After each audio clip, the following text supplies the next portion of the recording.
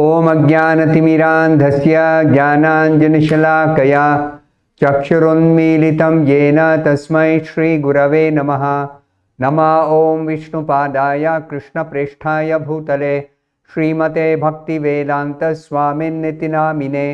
नमस्ते सारस्वते देवे गौरवाणी प्रचारिणे निर्विशेष शून्यवादी पाश्चात्य देशतारिणे।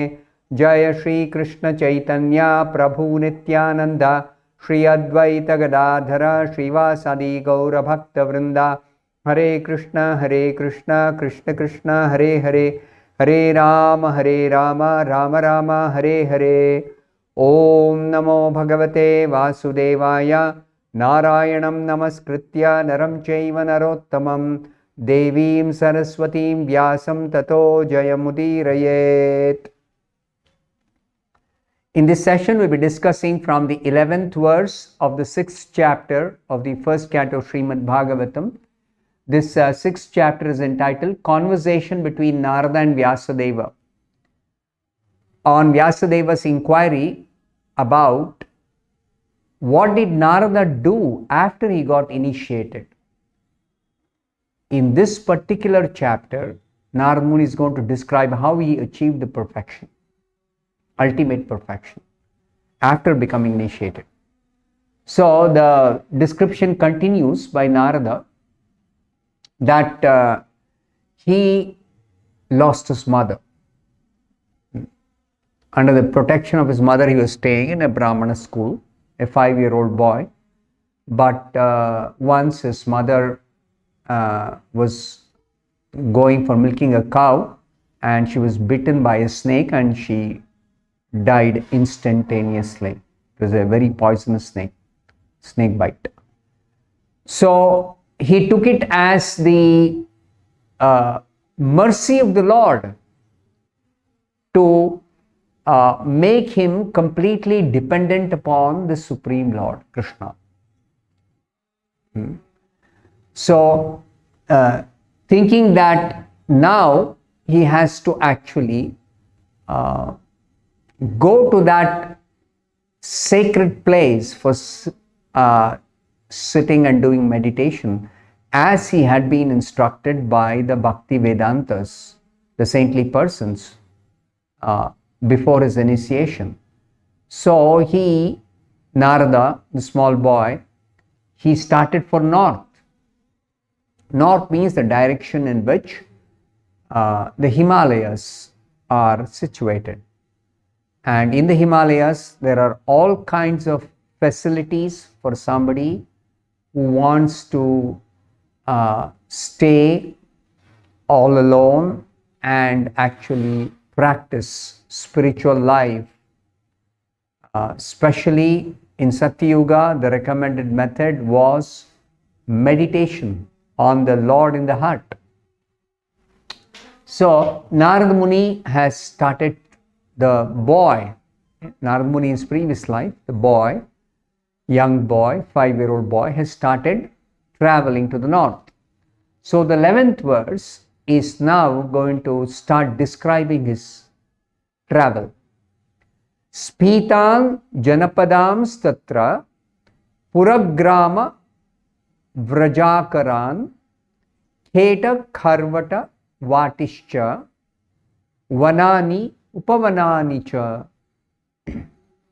The meaning of this verse is, after my departure, I passed through many flourishing metropolises, towns, flourishing metropolises, Pitan Janapada, flourishing metropolises. Then passed through so many towns, Pura, Grama, villages, Vraja, animal farms, Akaran, mines, then Kheta, agricultural lands, Karvata, valleys, Vatishcha, flower gardens, Vanani, nursery gardens, Upavanani. Upavanani is nursery gardens and Vanani is natural forests. So he passed through all such places. while traveling towards the Himalayas. So, very interesting purport by Srila Prabhupada, a very pertinent observation is made by Srila Prabhupada. Kindly note this.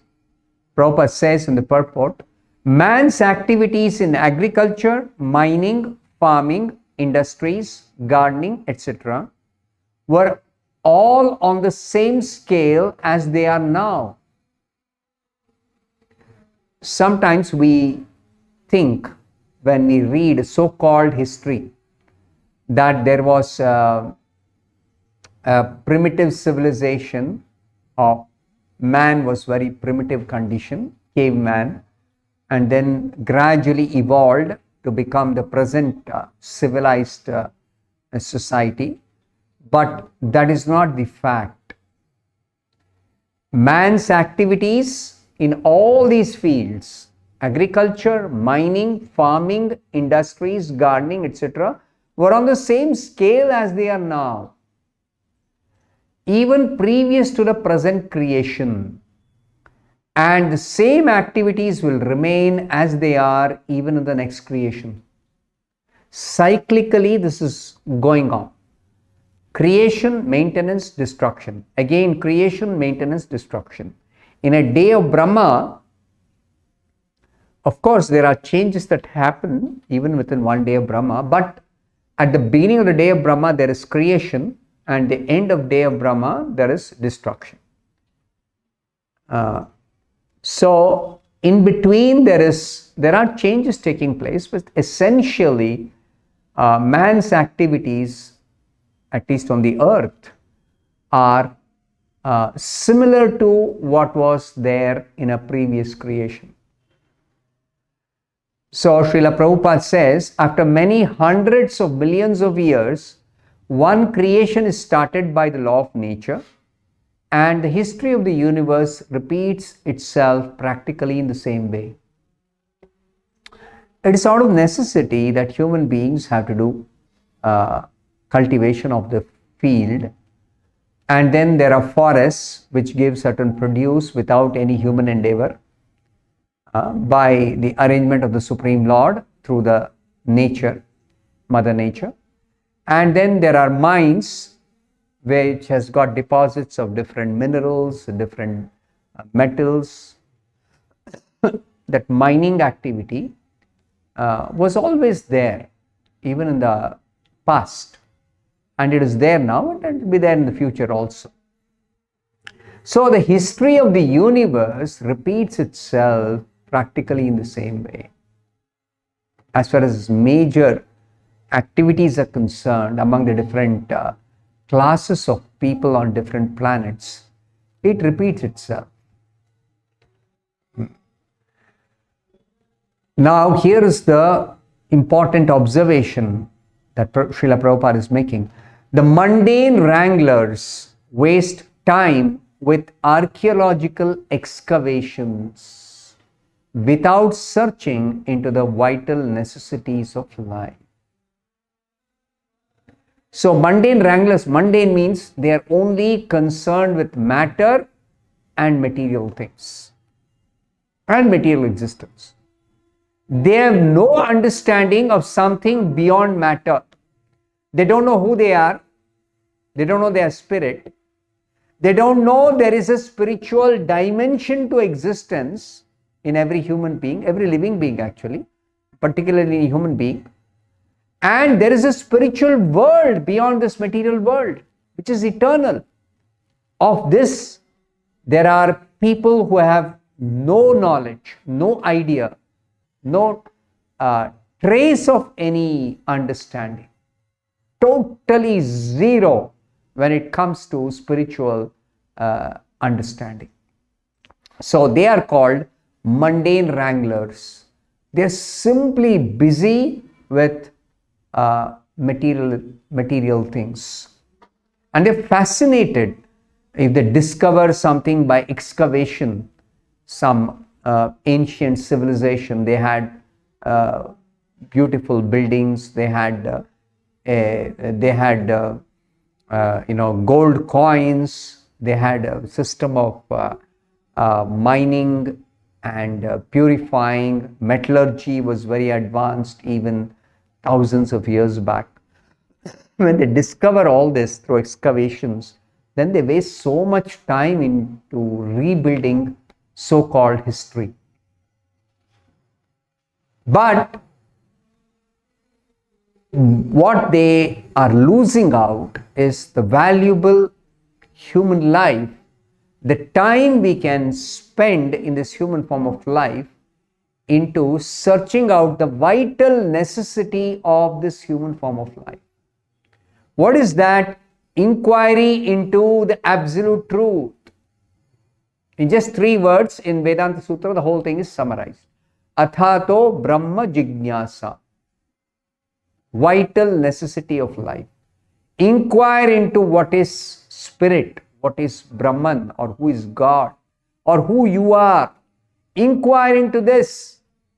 Without making this inquiry, human life is completely wasted. All the developed intelligence, the ability to ask fundamental questions and try to get meaningful answers, this opportunity is lost. It's a greatest loss for a human being.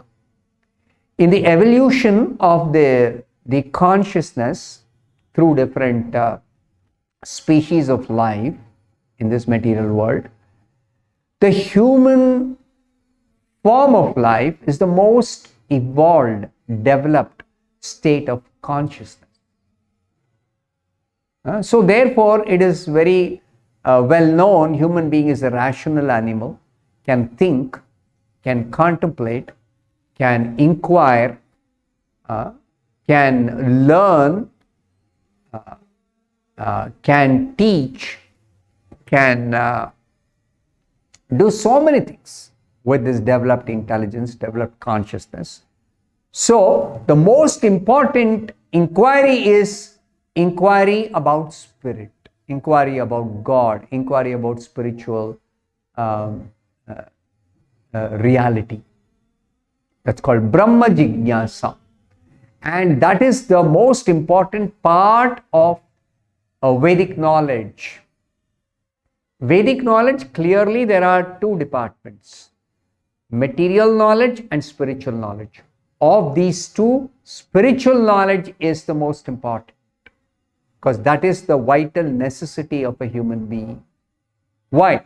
Just by studying, understanding, realizing your spirit soul, all your problems are solved. Your life is ultimately a success. You can end the repetition of birth and death. You can solve all your problems simply by realizing the truth that you are spirit. And of course, the supreme absolute truth is a supreme spirit, Krishna, and you have got a relationship. 3 things. But it begins with inquiry into who am I? Essentially, who am I? Am I this body? Am I something different from the body? So this inquiry is most important inquiry. So instead of wasting time inquiring into what was the civilization like 300 years back or 500 years back? What kind of buildings were they building? What were they eating? What were they doing for entertainment? All these kind of things are waste of human energy. That is what is being pointed out. So after getting his impetus in spiritual life, Narad Muni, even as a 5-year-old boy, did not waste time a single moment with economic development, although he passed through all these towns, villages, mines, industries. He continually went on till he reached that sacred, holy place to sit and do meditation. That was his aim. So we'll continue this discussion in the next session. Hare Krishna.